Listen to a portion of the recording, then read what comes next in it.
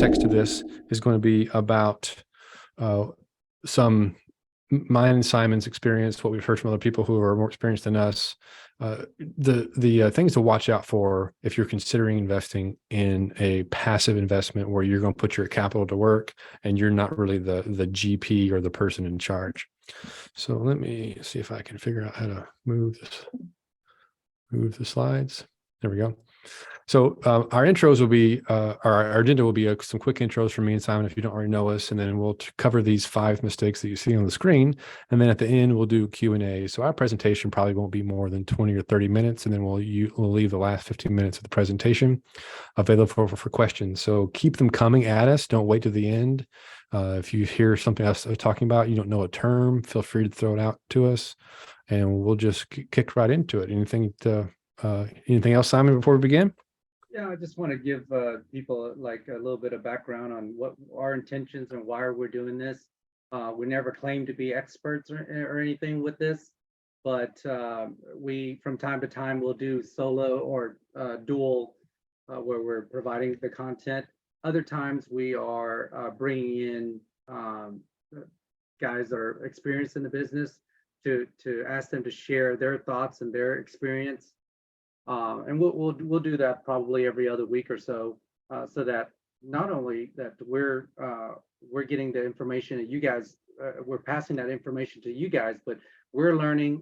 Plus, at the same time, you guys are learning, and we're hoping to hit 2 birds with 1 stone. So that's the whole intent of this. And what can we do to give to the community as we're learning and as we're going through our real estate investing journey? So.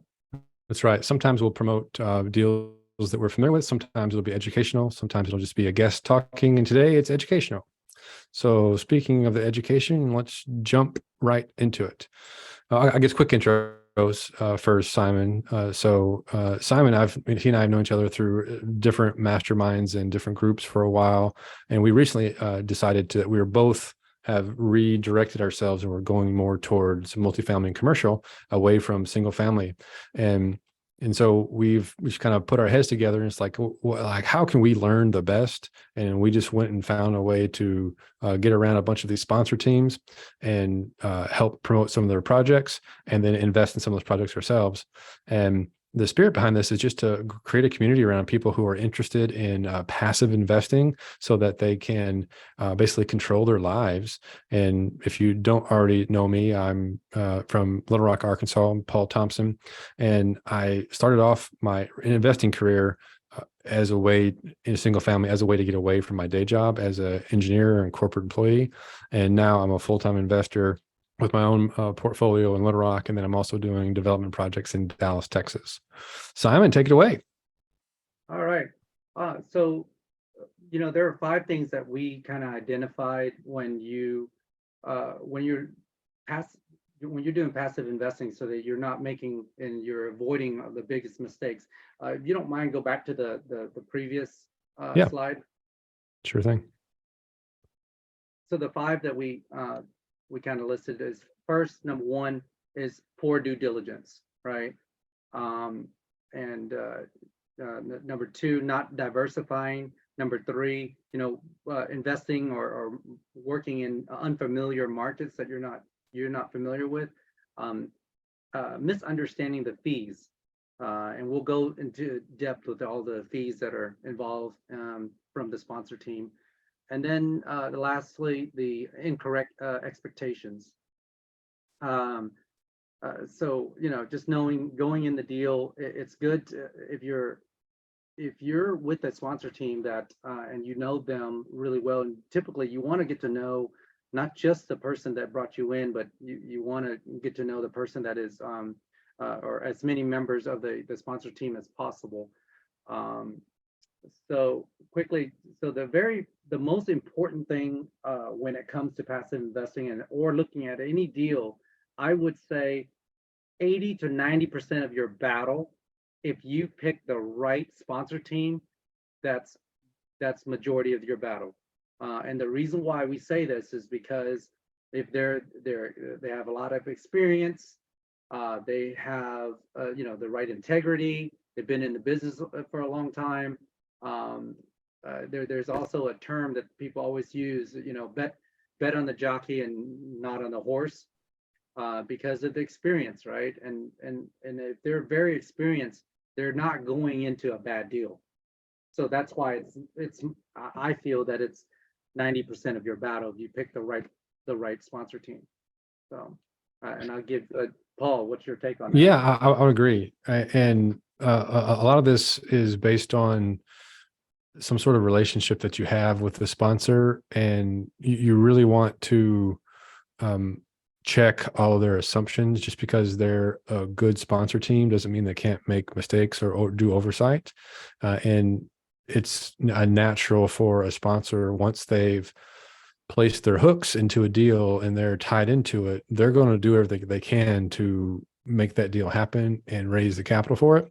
And you don't have to invest in every deal that a GP does. You may have a few GPs that you like to do deals with, and you just, like, it may not every deal that a sponsor brings is going to meet your criteria. And so we'll talk a little more about expectations and criteria later on.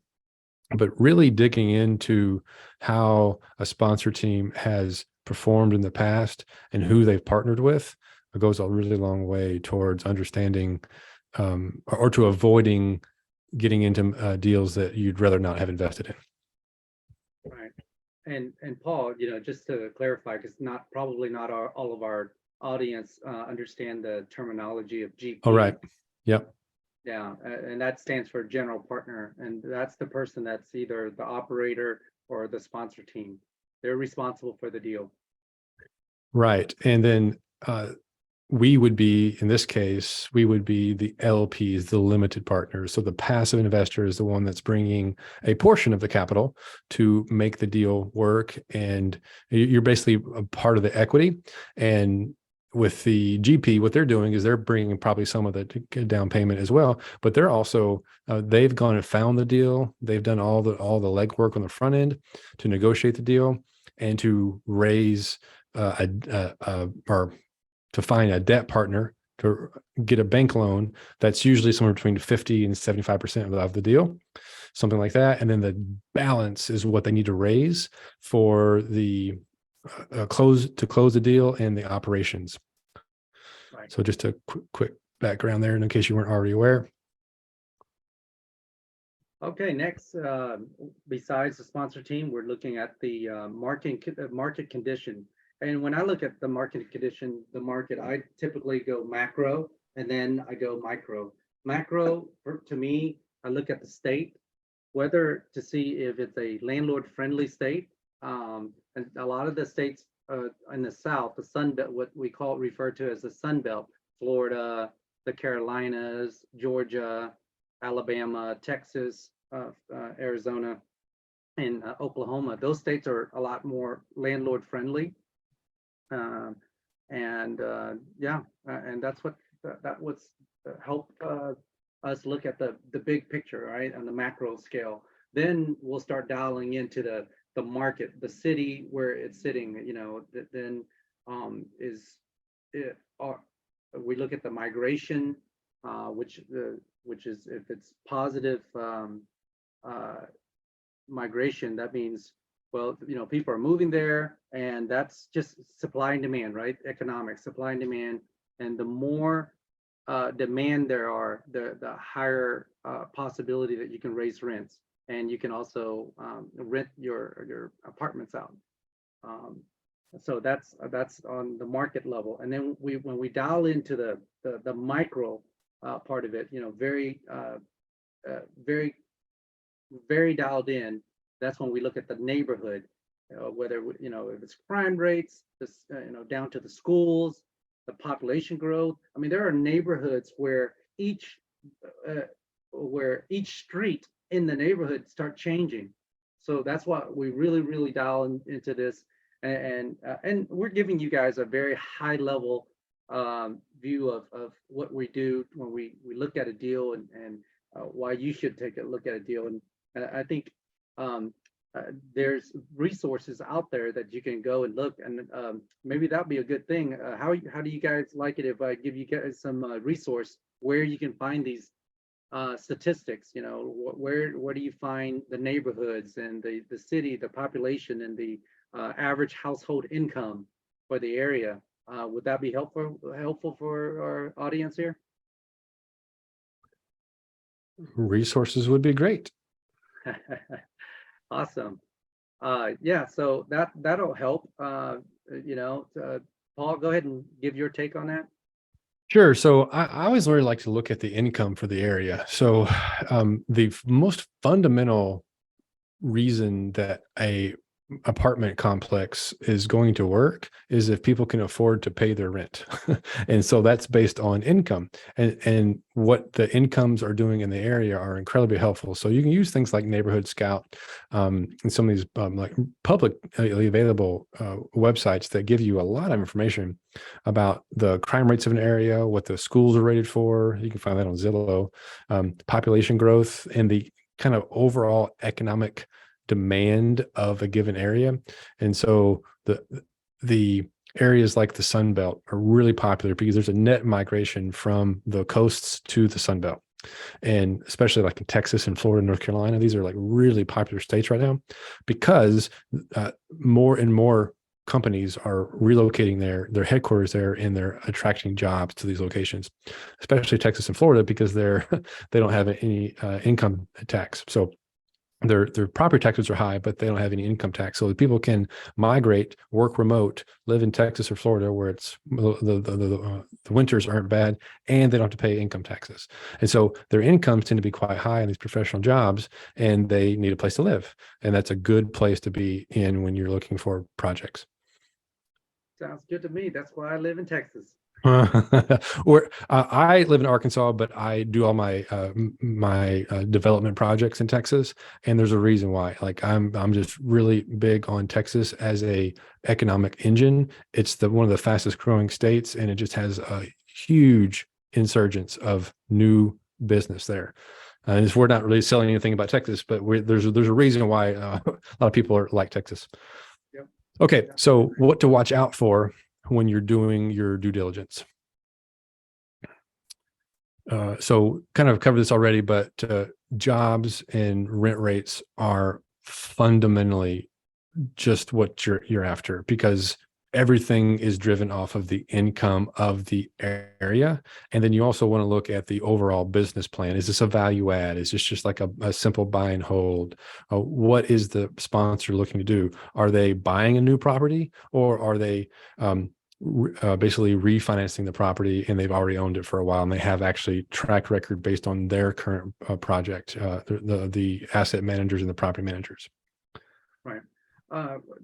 It's back to the jobs here. I want to make a comment on looking at the multiple employers.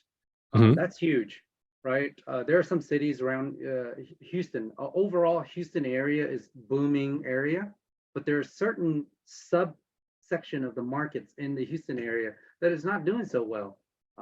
For example, Freeport. Freeport is very dependent on oil and gas, and during the pandemic, the population decreased significantly. There are deals that were I was looking at down there where the occupancy was less than 50%. Whoa. That's not where you want to be, because you can do a lot of things, and you can fix your property. You can do a lot of things to your property, but you cannot change the city or if there's no demand for the product, you're toast. Yeah, you're toast. There's other areas around Houston like Baytown. Certain parts of Baytown is not good, right? So yeah, you just have to. That's when you really, really need to dial into the area and really get to know the market also. So. Okay.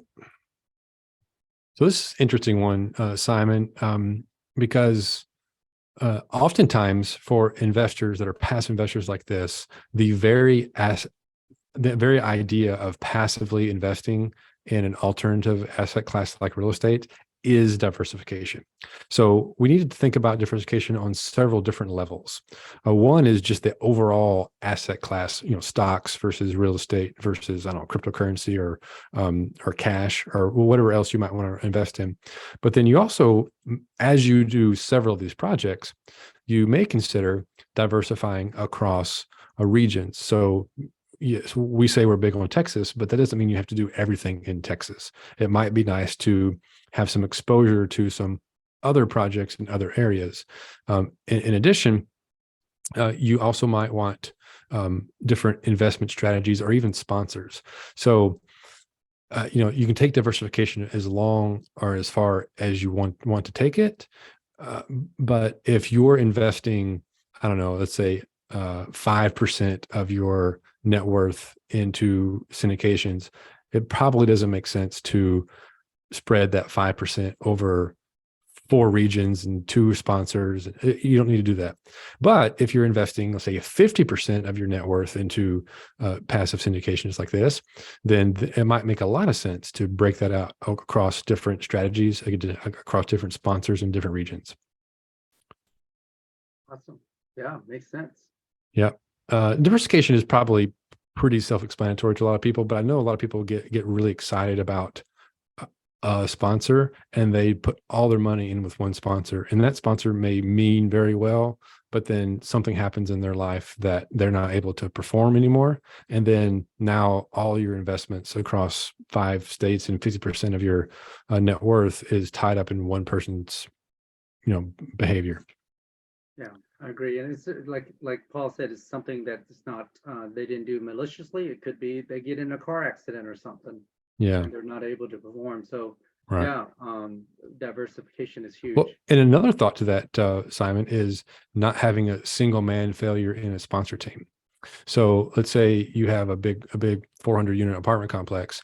If you only have a single asset manager or a single sponsor in that project, and they don't have partners, and something happens to that sponsor, then what's going to happen to that project or all of his projects, his or her projects? Right, that's something else to think about as well, is making sure you basically with the diversification, you want to eliminate single points of failure. That's really what you're after. Makes sense. Makes sense. Okay. So next one is local knowledge. And so Simon was just rattling off areas of Houston that I'm not familiar with because I'm not from Houston. I've only been to Houston a handful of times in my life, and I haven't invested in Houston. So that's just not my area. My area is Dallas, and that's their area that I'm digging into and learning about. And I think you also want to find a sponsor that knows a given area, has experience in a market, and has some sort of local boots on the ground about that project. So we did we pitched a project a couple of weeks ago, and the huge company that was working on this particular project was headquartered in San Antonio along with this project. And that would just make me feel very comfortable that this company is just not going to let one of their projects in their backyard there's a lower likelihood that they would let a project in their backyard fall apart on them versus in Michigan or something. Yeah, they have a big presence there for sure.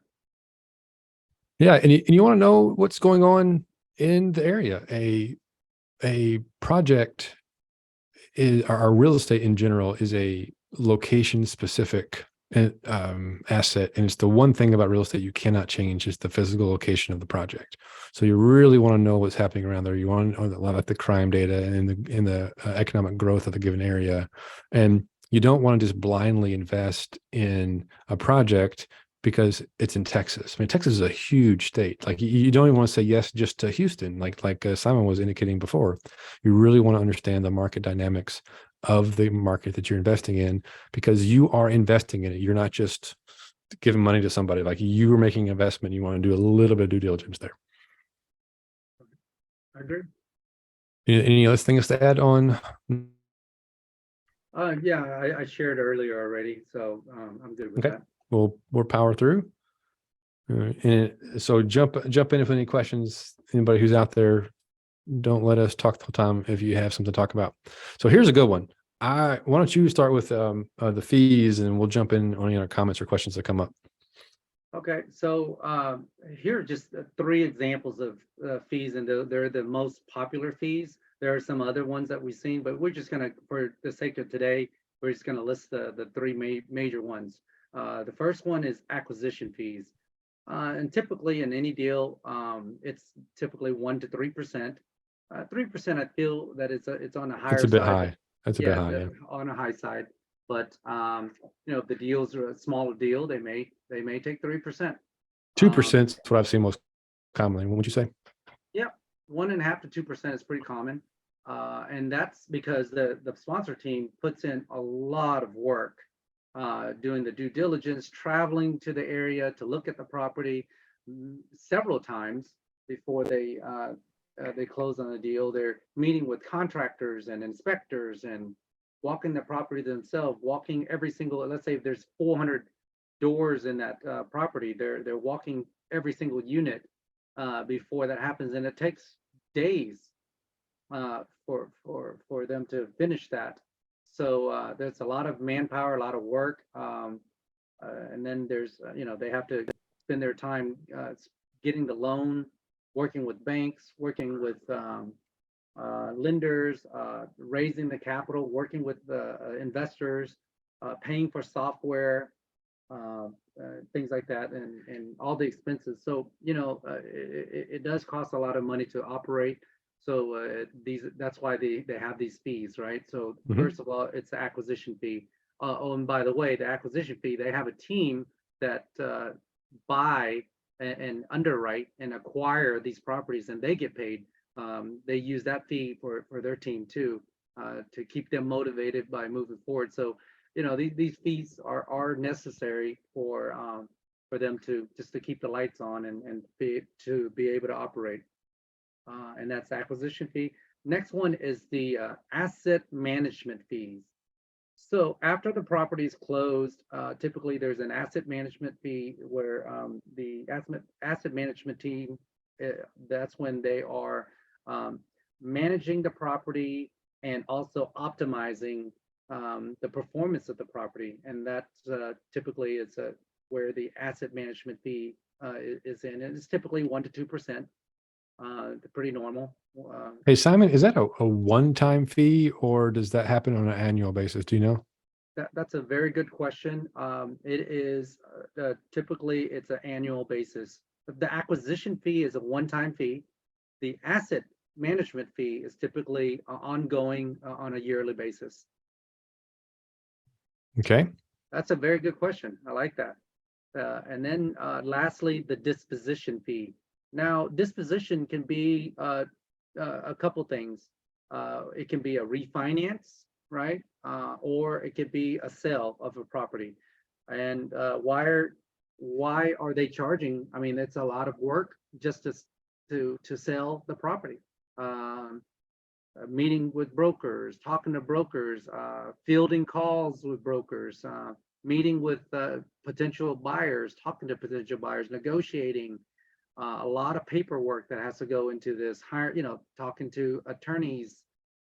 There's a lot of work that has to be done behind closed doors to be able to sell the property. So that's why there's a fee on top of that. And these fees are paid before the pref return is paid, right? Yes. That's typically what I see is before the pref return. Yes. Yeah. So it's important to understand that when you're an LP investor, you typically think of yourself as getting a preferred return, meaning that you get paid first before the GP gets paid.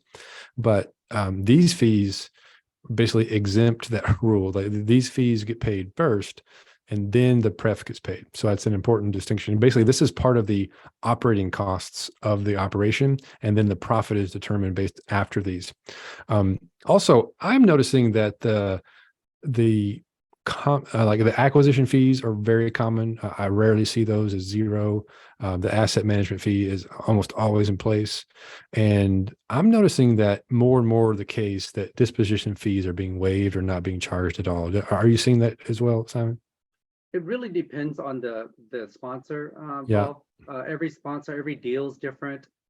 Depends on who the players are in. I've seen it where there's a deal that I was involved in recently where JP Morgan was part of the deal, and JP Morgan negotiated the acquisition fee to be less than 1%. And the disposition fee, I don't even recall them having a disposition fee. So So it really depends on, it's deal by deal case basis. So Yeah. and then yeah, there's a question, but Ben, you answered that question. He said like a real estate transaction fee, correct? And Mhm. yes, that is correct.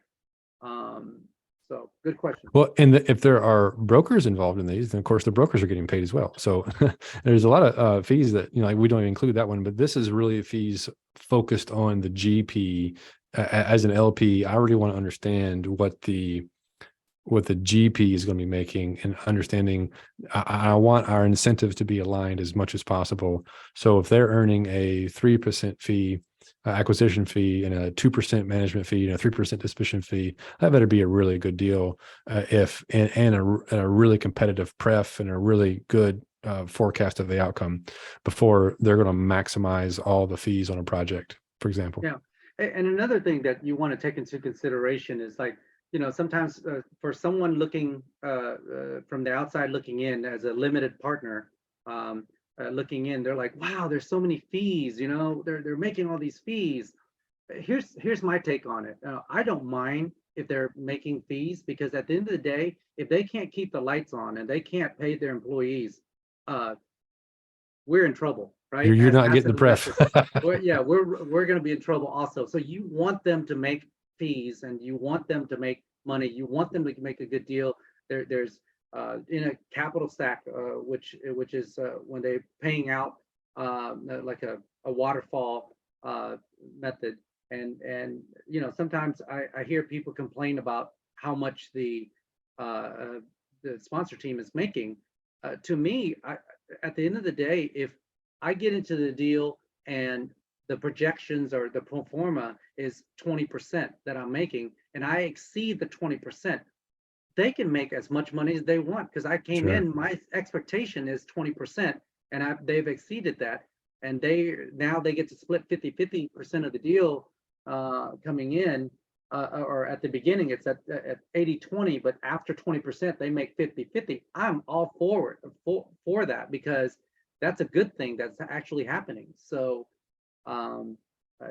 just take all that into consideration, because you want them to be successful, because the more successful they are, the more successful you are.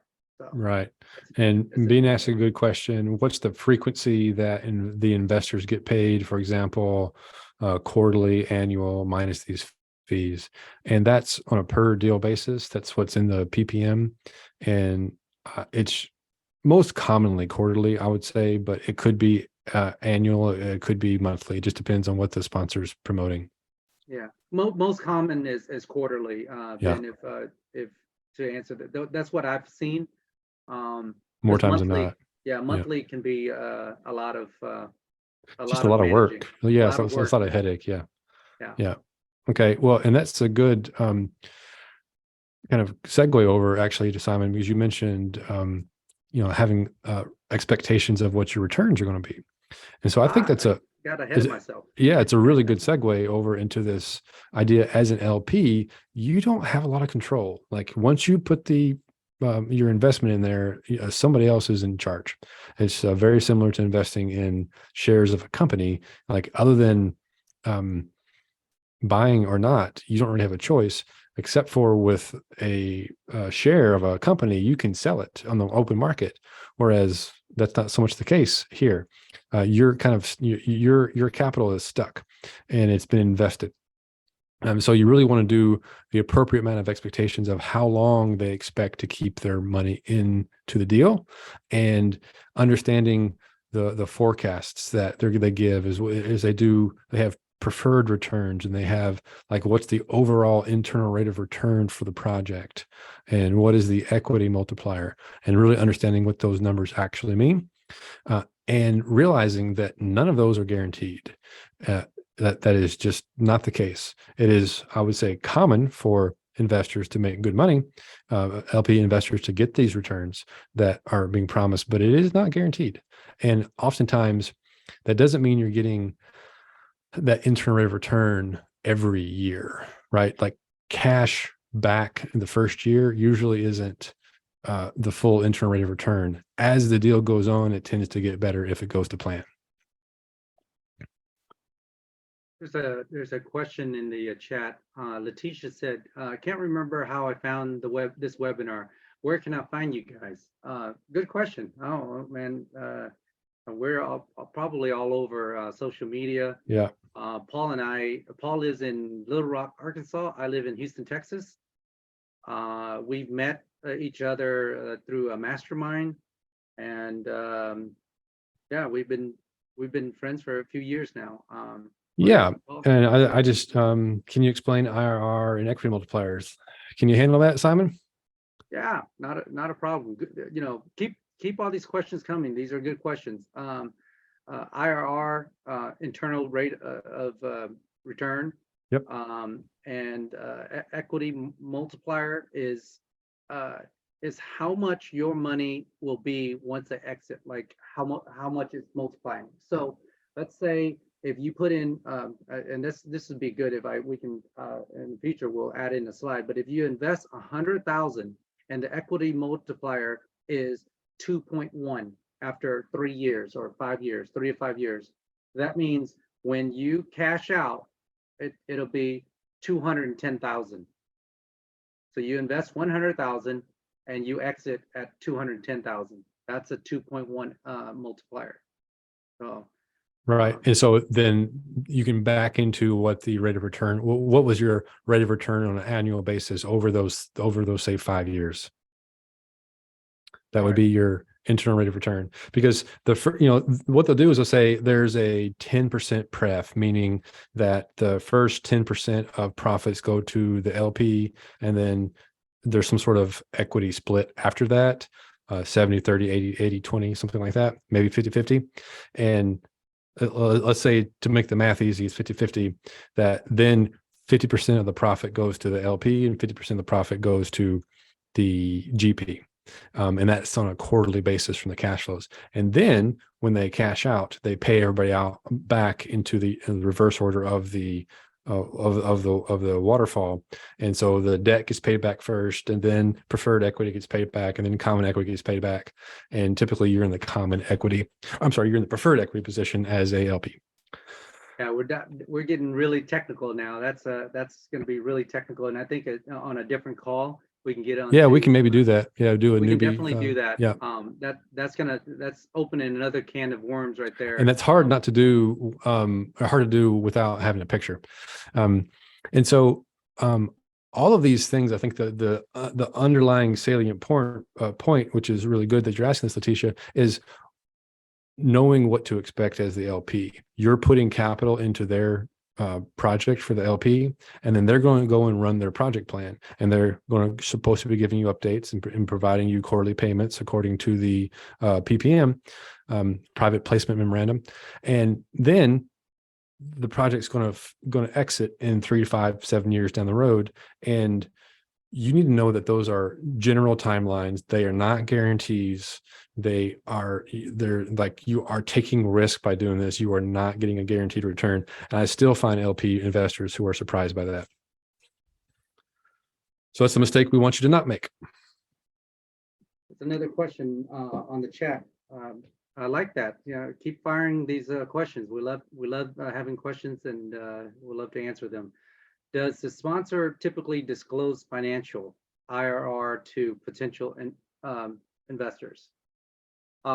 So disclose financials. Are you talking about the financials of the property or their personal finances? I think I think Ben is asking about the project financials, I would assume. Okay. Yeah, absolutely. That's typically on the OM, the operating, the offer memorandum. They'll have the financials on there.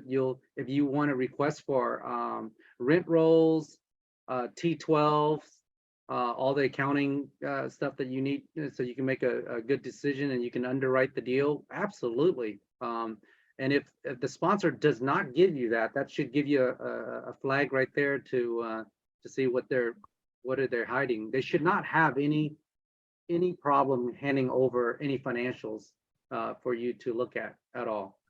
Past financials and forecasted pro forma financials, yes, but they typically don't share their personal financial situation. They do have to disclose how much that they're participating in the deal, but that's all. Yeah. So that's another question that I typically ask a sponsor is like, how much money are you putting in the deal? And the reason why I ask that is because I want to know how much skin do they have in the deal. And if they're uncomfortable answering that question, then that should give you, an indication of, that's just another flag, right? So, Yep. so, All right. So, and most of the people that we typically work with, these sponsors that we work with, are and that we team up is because they're transparent. They share all the information. Their communication is great. And that's to me, that means a lot, because in any deal that it's not always going to be rosy and everything is going to be perfect. There's always going to be problems, but it's not the problems that you're worried about. It's how they handle the problems, how they communicate the problems with you and share it with everybody, and what kind of actions and steps are they taking to fix the problem, right? So those are the things that we vet, how we vet the sponsors and who we work with. There's another question, John. yeah, Okay. I'm trying to understand it. So John says, when should a fund engage a due diligence report, and what is the cost range for a 2-year audit? So John, are you talking about an actual fund or a syndication? Because that question makes a little more sense for an actual fund. And okay, yes, a fund. The short answer to the question is I don't know, because most of the time when you're investing, not always, but often when you're investing in a multifamily project, it's on a syndication basis and it's not a blind fund.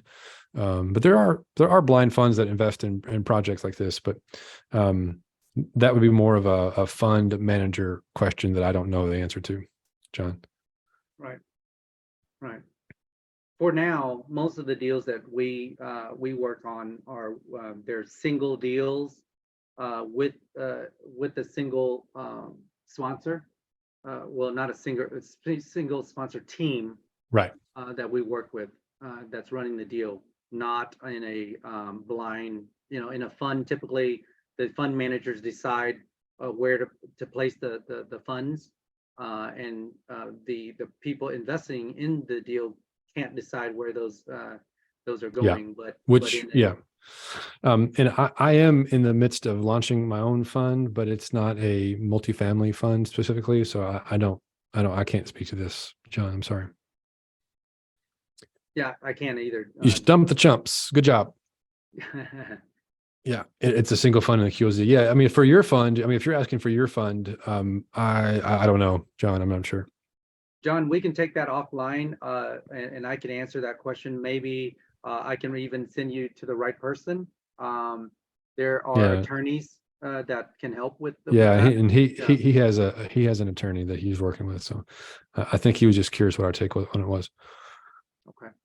I don't think we do. We don't have a take. Right. Not in this case. Okay. Any more questions? Do you have more webinars scheduled? Yes. And yeah, we plan on doing these on a weekly basis, Letitia. We'll have different topic. I'm glad you enjoyed it. Yeah. And another thing is all of our information is on the screen there. Just take a snapshot of that. You can contact us. I know Letitia asked where can we find you guys? Well, there you go. Now you know. Now you know. You got my direct phone number, my cell phone number. So is Paul's number and information. And yeah, we're going to be doing this on a weekly basis. And then Paul and I are going to be doing ones like these that are we'll do a webinar, and then we'll put it on YouTube or some other resources that you can just go in and watch them, and so you can learn as you're doing this. And most of the times we're going to be focusing on helping passive investors, and that's our goal, both of us, and why we got together is what can we do to help busy professionals be able to make passive income. So cool. Yep. Okay. Well, I think unless there's another question, we can call it a night. Going once. Going twice. And we'll call it. All Okay. We'll right. see you guys Well, next week. Be on the lookout. Yep. Appreciate everyone. See ya.